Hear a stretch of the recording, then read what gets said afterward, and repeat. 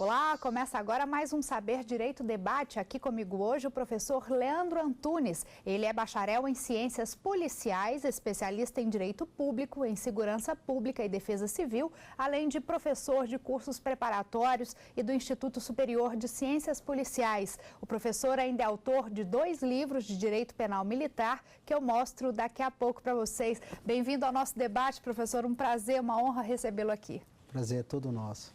Professor, durante a semana o senhor falou para a gente aqui sobre direito penal militar e os crimes militares. É uma área ainda pouco explorada? Olha só, é importante até dizer aos telespectadores, e quando fui convidado para dar essas aulas sobre o crime militar, você vai perceber que nas universidades, nas faculdades de direito hoje, em todo o Brasil, não se tem uma disciplina obrigatória do direito penal militar, nem do direito penal militar e nem de processo penal militar. Por isso é um ramo fica extremamente esquecido. Só que nós não podemos falar que esse é um ramo novo. Afinal de contas, nós temos uma justiça militar, que é a justiça especializada mais antiga do Brasil. Nós temos até o Superior Tribunal Militar. A disciplina que não é muito debatida. Isso. Faltam profissionais? Olha só, não faltam profissionais. Você vai ver que existem muitas demandas, todavia o conhecimento, alguns advogados é que mexem e labutam nessa área. Concomitantemente com outras áreas também. Sem dúvida. E é importante até ressalvar a importância desse curso. Afinal de contas, nós estamos difundindo este conhecimento. Quando os advogados começam a lidar com o direito penal militar, principalmente na situação da distinção entre o crime comum e o crime militar, eles já acham bastante complicado, mas não tem nada de complicado. Dando uma olhada, tendo uma orientação melhor, não se tem problema. Aqui em Brasília mesmo, nós ministramos alguns cursos para os advogados da OAB, para que haja uma maior difusão. E assim haverá debates e haverá uma aplicação muito maior e uma difusão do direito penal militar. Professor, por que se fez necessário uma justiça especializada, uma justiça militar? Olha só, nós vamos perceber que dentro do quartel existem uma cultura que se implanta dentro dos quartéis que elas não são conhecidas na maioria das pessoas. E para que houvesse um julgamento mais justo realmente, existe a necessidade de se ter essa justiça especializada. Afinal de contas, durante esse julgamento, também tem os juízes militares, que são os juízes, são os oficiais que têm total e pleno conhecimento dessa cultura militar que existe. Perfeito. Bom, o Código Penal Militar, ele é de 1969, né? Isso. O senhor acredita que sejam necessárias atualizações? É outra coisa que alguns começam a falar sobre essa situação. Nosso Código é o Decreto-Lei 1001 de 69, que foi recepcionado pela Constituição Federal como lei ordinária. Só que se você for analisar, o nosso Código Penal brasileiro, o nosso Código Penal comum, ele é de 1940. E o nosso Código Penal Militar é de 1969. Mas tanto ele como o nosso Código de Processo Penal Comum, Código de Processo Penal Militar, sem dúvida alguma, para que possa acompanhar o desenvolvimento da sociedade, é necessário sim uma atualização. Professor, o código ele é dividido em 2 partes, em crimes militares em tempos de paz e crimes em tempos de guerra. Qual é a diferença substancial entre esses 2 contextos? Percebam que diante de uma normalidade do país, não estando em guerra, estando em paz, você vai verificar que existem alguns valores que devem ser protegidos na esfera militar. Agora, quando está em guerra, nós temos que ter uma vigilância maior, nós temos que ter alguns valores que devem ser acrescidos aos valores que costumeiramente temos em tempo de paz. Por exemplo, no caso de um militar que estava de serviço e não compareceu. Vejam que esse militar vai fazer falta em tempo de paz, mas vai fazer muito mais falta durante a guerra. Por isso que nós temos alguns valores na qual a reprimenda diante dessas faltas deve ser maior. Por Entendi. isso que nós temos essa diferenciação. No caso de uma ausência, que sim, o senhor isso, nos de uma exemplificou, ausência, né? de uma Mas, por ausência. exemplo, de um crime, a gente consegue exemplificar dentro de um contexto de um crime mesmo, um militar cometendo um homicídio? Tá, no homicídio, os dois serão crimes, mas vou te passar alguns crimes. Existem alguns crimes, até é importante mencionar. O direito penal militar, em alguns crimes militares em tempo de guerra, é que existe a previsão da pena de morte, previsto na Constituição. Lá na Constituição, no artigo 5º, fala, né? Não haverá pena de morte, vírgula, salvo em caso de guerra. Os crimes militares em tempo de guerra, por exemplo, traição, covardia, espionagem, são crimes que só estão previstos em tempo de guerra e eles prevêem no grau máximo a pena de morte. E a gente consegue citar crimes militares, os crimes militares mais comuns, professor? Tem sim, olha só. Eu sempre falo e falei também na aula, e é importante a gente mencionar aqui. Quando uma pessoa, um trabalhador comum, numa empresa privada dessas, falta alguns dias do seu serviço, ele, no máximo, pode ser mandado embora, tendo em vista a questão da falta ao serviço. Já o militar, se faltar consecutivamente mais de 8 dias, comete o crime de deserção. Outra situação. É crime, então. É crime de deserção. E a pena para esse tipo de crime, por exemplo? Esse varia bastante. Agora você vai ter outro crime, por exemplo, o crime de abandono de posto. Quando uma pessoa, seja no serviço público comum, seja no serviço privado, sai meia hora antes do seu serviço, sem avisar o chefe, no máximo ele pode ter uma advertência em face dessa não comunicação. Já um militar comete o crime de abandono de posto. Tem outros crimes, questões relacionadas com publicação, crítica indevida, que se tem bastante, que algum militar, pensando na questão do direito de expressão, vai se posicionar contra o comando, contra os governantes, e a gente percebe que nenhum direito constitucional, nenhum direito lá é absoluto, tendo as ressalvas, e no meio militar também existe essas ressalvas. E como na sociedade civil, o militar também é passível de responder por questões civis? Há responsabilidade civil em torno do militar também? Sim.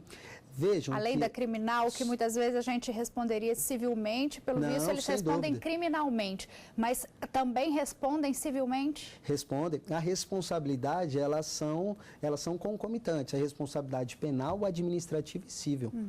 Penal, na qual pode ser tanto o crime comum como o crime militar, ele responde civilmente a questão de danos morais e também pode responder na situação de ser excluído ou não, ou seja, nos seus regulamentos disciplinares. Tá ótimo, professor. Eu te peço um minuto, a gente vai para um breve intervalo. Daqui a pouco a gente volta com mais debate para você. Até já!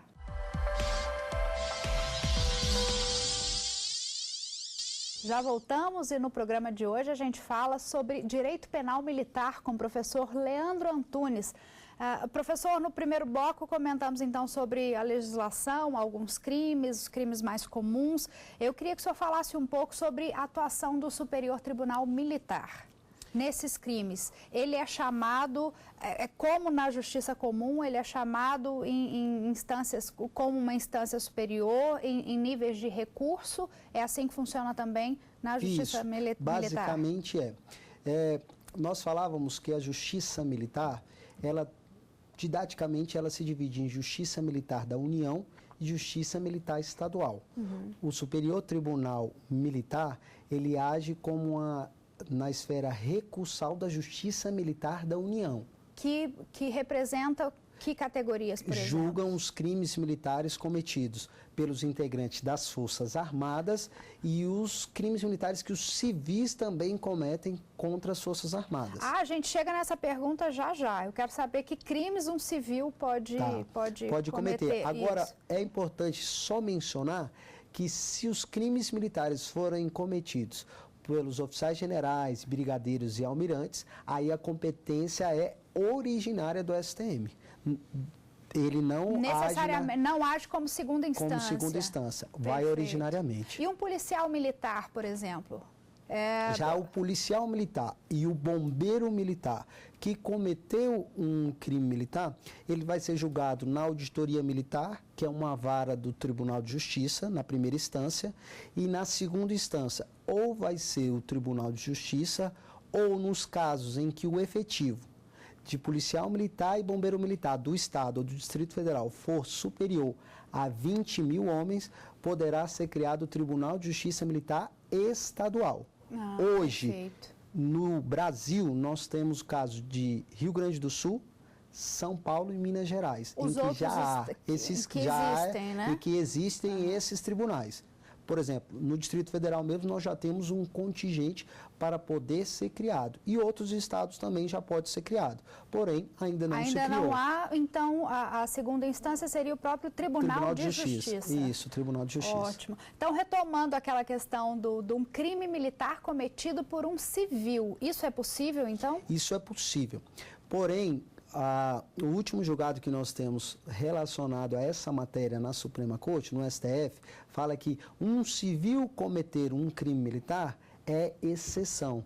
Então, deve ser feita uma interpretação extremamente restritiva. Em que casos isso poderia acontecer? Por exemplo, se o civil quer atacar as Forças Armadas, o Exército, a Marinha, a Aeronáutica, nesse sentido, sim. Suponhamos que ele vai querer dilapidar o patrimônio do Exército. Aí, o crime, por exemplo, de dano. Nesse sentido, o civil poderá cometer um crime militar de dano. E será julgado pela Justiça Militar. Isso, pela Justiça Militar. Diferentemente, se um civil dilapidar um patrimônio da Polícia Militar, não será crime militar, será crime comum. E o militar, ele comete crime militar não estando em serviço? Sim. Também. Para a configuração de um crime militar, as hipóteses de cabimento estão previstas no artigo 9º do CPM. Lá existem hipóteses em que os militares podem ou não estar de serviço, sendo que a maioria dos crimes cometidos são crimes em que a pessoa está em pleno exercício, ou de folga ou de serviço. Eles, na reserva e na inatividade, podem cometer? Podem, mas também é exceção igualmente aos civis. Mas, pelo menos, a princípio, ele responderia também pela Justiça Militar. Sim, sim. Não quer dizer que, em alguns casos, o militar possa cometer um crime comum, tá bom? Não é regra um militar, só pela condição de militar, cometer apenas crime militar. Me dá um exemplo de um crime comum que um militar poderia cometer. Por exemplo, professor. Na sua casa, quando ele não estando no serviço, não tendo nenhuma pertinência com o serviço, ele comete um homicídio com o seu vizinho, por exemplo. Não há nenhuma relação com o serviço, ele está de folga, a casa dele não é dentro de uma vila militar, contra o vizinho que também não é militar, há que se falar em crime comum. Perfeito. Bom, em 2011, o Código Penal Militar sofreu uma alteração relacionada à lei do abate. Não foi isso? Abate de aviões, não é? Isso. Bom, o que mudou e em que contexto esse texto de lei foi produzido, professor? No parágrafo único do artigo 9º, existe uma ressalva, porque, como eu falava anteriormente, o artigo 9º fala sobre as hipóteses de caracterização dos crimes militares. Se o fato se amoldar a alguma dessas hipóteses, será crime militar. No parágrafo único está falando assim, ainda que esse fato se amolde a essas hipóteses, se esse fato for um crime doloso contra a vida e a vítima for civil, não será crime militar, será crime julgado pelo Tribunal do Júri em fato de ser crime doloso contra a vida. Então, vítima civil e crime doloso contra a vida. Porém, na situação do abate, nós vamos perceber que se algum magistrado entende que há um dolo eventual, porque no momento em que a aeronave está sobrevoando o espaço aéreo brasileiro, não tem nenhum tipo de comunicação, verifica-se que essa aeronave é clandestina, não tem comunicação, suponhamos que esteja transportando drogas, realizando um tráfico ilícito de entorpecente, poderá ser abatida essa aeronave. E aí, quando do abatimento dessa aeronave, se ainda se amoldar nas hipóteses do artigo 9º, continuará sendo crime militar. Ou seja, é uma exceção do parágrafo único do artigo 9º. E a lei anterior dizia o quê? Dizia que os crimes dolosos contra a vida, com vítima civil, serão da competência do tribunal do júri. Agora tem assim, ressalvado a hipótese da ação militar no contexto da lei do abate. Ah, perfeito. O senhor considerou isso um avanço? É um avanço para quem não tenha dúvida. Em algumas situações, antigamente eu pensava que não precisaria desse acréscimo que teve.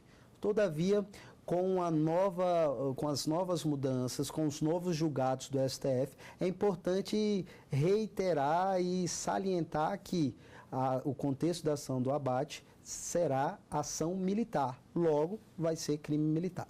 Perfeito, professor. Vamos então para mais um intervalo. Daqui a pouco tem o terceiro e último bloco do Saber Direito Debate. Não saia daí, hein? Até já.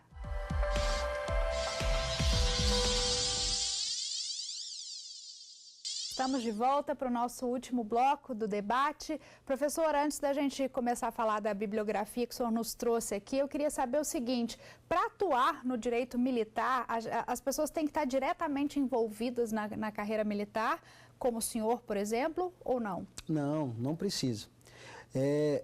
Existem algumas carreiras na qual as pessoas são submetidas ao concurso público, a Defensoria Pública da União, próprio analista do STM. Tem algumas carreiras na qual exigem o conhecimento do direito militar, principalmente as carreiras militares. Todavia, por exemplo, se um advogado que tenha interesse em participar e também de trabalhar com a justiça militar, trabalhar nessas causas, sem problema algum. Lógico que vai demandar um estudo aprofundado acerca do tema. Exatamente por ser uma justiça especializada. Verdade. E mais uma dúvida que eu acho que é curiosidade de muita gente aqui. Muitas pessoas ficam indignadas de verem um militar sendo julgado pela justiça militar, às vezes cometendo crimes contra um civil e assim por diante, políticos que têm foro privilegiado e tal. O que o senhor me diz em relação a isso? A justiça militar, ela é mais rígida ou mais branda em relação às suas penas? E fazendo um paralelo aí com a nossa justiça comum, um paralelo até entre os crimes, as penas estão mais ou menos correlacionadas, mais ou menos equiparadas, ou realmente existe uma diferença grande entre essas duas justiças? Olha, isso é uma pergunta muito boa sua e que a gente está tendo a oportunidade de falar aqui, até para as pessoas que não conhecem. Primeiro, nós vamos perceber que as penas dos crimes militares são mais gravosas do que os crimes que são parecidos no Código Penal comum. Essa é a primeira situação. Segundo, após a emenda constitucional 45, que versou sobre a reforma do judiciário, no âmbito da Polícia Militar e dos Corpos de Bombeiros Militares, se o autor for um bombeiro ou um policial militar e o crime for militar, sendo a vítima civil, o julgamento será apenas pelo juiz auditor, um juiz de direito que é o titular da auditoria militar. Então, não haverá, nessa situação, o julgamento dos juízes militares. Os juízes militares apenas atuarão quando o autor for militar e a vítima for militar. Ah, perfeito. Então, com a emenda constitucional, essa situação de um civil sendo vítima, esse autor militar ser julgado pelos seus pares ou pelos seus superiores, não existe mais no âmbito da Polícia Militar e do Bombeiro Militar. Perfeito. Acho que é uma resposta que a própria sociedade gostaria de saber, de ouvir com mais clareza, né? Eu tenho aqui o Código Penal Militar, de sua autoria, esse o segundo que a gente fala já. Professor, o que te inspirou para esse livro? O que o senhor quis, que mensagem o senhor quis passar com ele? O que eu quis passar nesse livro aí, o Decifrando o Código Penal Militar? Existem poucas bibliografias de direito penal militar. a gente pode contar nos dedos. E eu quis fazer um livro diferente, um livro na qual nós teríamos os principais julgados, teríamos também alguns exercícios que já foram cobrados em concursos públicos e uns comentários acerca dos artigos, porque os artigos são diferentes do Código Penal comum. Ele é voltado para o estudante, então Ele é o voltado público-alvo para o estudante de direito e aqueles que querem ter conhecimento do direito penal militar. Aquele estudante que já tem uma noção de direito penal, fica mais fácil porque eu sempre faço a correlação, a diferença entre o direito penal comum com o direito penal militar. Isso é muito interessante, né? Sim. Um paralelo importantíssimo para que se entenda de forma realmente inteira a justiça militar, né? E até os institutos que são diferentes. Claro. Isso que é interessante, é fazer essa distinção entre os dois direitos, porque o direito penal comum, a grande parte dos estudantes estudam nas faculdades, sem dúvida. nas universidades, diferentemente do direito penal militar. Tá ótimo. Esse é teórico, né? É bom também falar que esse livro é um livro teórico na qual a pessoa vai abstrair, vai obter os principais institutos do direito castrense. Ótimo. E já esse direito penal militar em exercícios, são os exercício puro aqui? Isso, todos os exercícios comentados. São 100 questões de provas de juízes, auditores, de analistas, na qual nós comentamos cada uma das questões. Seria um complemento do outro, professor? Isso. Do primeiro? Nós temos um teórico e o outro, algumas pessoas falavam, mas professor, como colocar o direito, aplicar o direito nos casos concretos? E isso a gente pegou algumas questões de concurso e aplicamos eles. Nada melhor que a prática mesmo, Sem dúvida. né? A gente vê casos concretos, na verdade, né? Como isso. ele traz. Bom, seguimos então, esse aqui o senhor trouxe comentários ao Código Penal Militar de Jorge César de Assis. Por que o senhor trouxe esse, professor? Eu trouxe esse livro porque esse livro aí já tem edições mais atualizadas, mas o importante desse livro é porque trata-se de uma visão desse Jorge César de Assis. Foi um oficial e hoje é membro do Ministério Público. É uma visão do Ministério Público acerca do direito penal militar. Bom, e esse aqui, apontamentos de direito penal militar, Cícero Robson Neves e Marcelo... Springler, um negócio assim. É bem difícil o sobrenome, mas vamos lá. Por que o senhor indica esse livro? Esse livro aí, na minha opinião, é o livro que tem mais conteúdo doutrinário. Ele traz desde a Gênese, traz muito comenta cada um dos institutos desde sua gênese. Esse livro é um livro extremamente recomendado, já tem uma atualização também. Esse autor, Cícero Robson Coimbra Neves,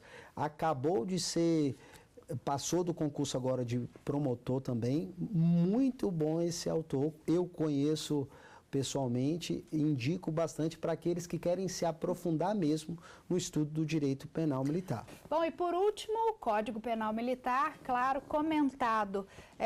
Esse em especial tem alguma... A diferença desse para os outros, porque essa visão, esse é um juiz militar. Diferentemente dos outros dois que são membros do Ministério Público, esse não, esse é da magistratura militar. Ele de São Paulo então, e traz os comentários também. Devem ser mais específicos, né? E totalmente uma visão diferenciada. Enquanto os outros do Ministério Público, esse da magistratura militar. Perfeito. Bom, estamos chegando ao fim do nosso debate. Eu gostaria que o senhor deixasse uma mensagem para as pessoas que nos assistem, para estudantes e pessoas interessadas nesse tema, professor, que talvez estejam começando a se aventurar aí no estudo do direito penal militar. O que o senhor diria para essas pessoas? Eu só tenho a dizer que este ramo do direito parece ser complicado, mas não tem nada de complicado. E para aqueles estudantes de direito que pensam no concurso público, existe o STM, existem as carreiras militares, existe o concurso de juiz, auditor e de membro do Ministério Público. Porém, também tem aqueles estudantes de direito que querem a advocacia. existe muito campo e com a atuação de novos advogados, a tendência é que o direito penal militar possa crescer cada vez mais. Professor, muito obrigada pela participação conosco, pela presença, por toda a explicação que o senhor nos deu aqui. Tá bom, muito obrigado. Muito obrigada a você de casa também pela companhia de sempre. Qualquer dúvida que você tiver, é só mandar um e-mail para a gente, saberdireito@stf.jus.br. Você pode também acompanhar a programação da TV Justiça pelo site tvjustiça.jus.br. Até o próximo programa. Tchau!